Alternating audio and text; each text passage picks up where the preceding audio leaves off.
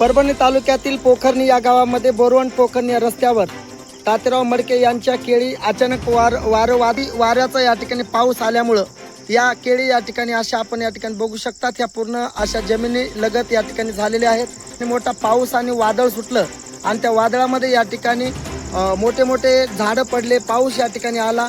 वाऱ्याचा वेग एवढा मोठ्या प्रमाणावर होता की रस्त्यावरचे झाडं उपटू त्या ठिकाणी उकळून पडलेले आहे. आपण या ठिकाणी बघूया त्या शेतकऱ्यांची प्रतिक्रिया. प्रमाणावर नुकसान झालंय.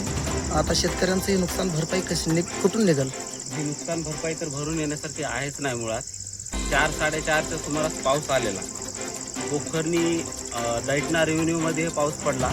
पोखर्णी गावात ज्या टायमाला पाऊस आला होता त्यावेळेस 80-90 कुठे तर 100% इतकं नुकसान झालेलं आहे. केळीच नाही, ऊसाचं पण नुकसान झालेलं आहे. जनावरांचा चारा उडून गेलेला आहे. घरावरची पत्रे उडून गेलेले आहेत. असं भरपूर प्रमाणात नुकसान झालेलं आहे. काही फळबाग, आंबे, जांभळ, फळबागाचं तर जवळपास 90% नुकसान झालेलं आहे. आता तुम्ही हे पाहू शकता केळीचं असं नुकसान झालेलं की पूर्ण जमिनी अशा जमीनदोस्त झालेल्या केळी, पूर्ण अशा संपून गेलेल्या केळी.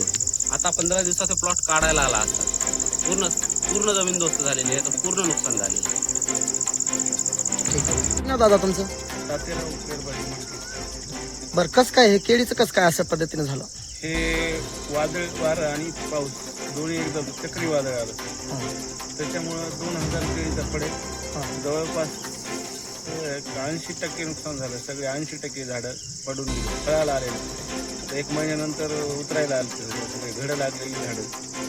ह्याला खर्च किती आला केळीला त्याला तुम्हाला? आतापर्यंत 1.5 लाख रुपये खर्च झाला. बरं, पूर्ण गेला जमीन लगत? हा, पूर्ण जमिनी लगत गेला पैसा सगळा? सगळा वाया गेला पैसा. सगळी मेहनत केली, वर्षभराची मेहनत केली.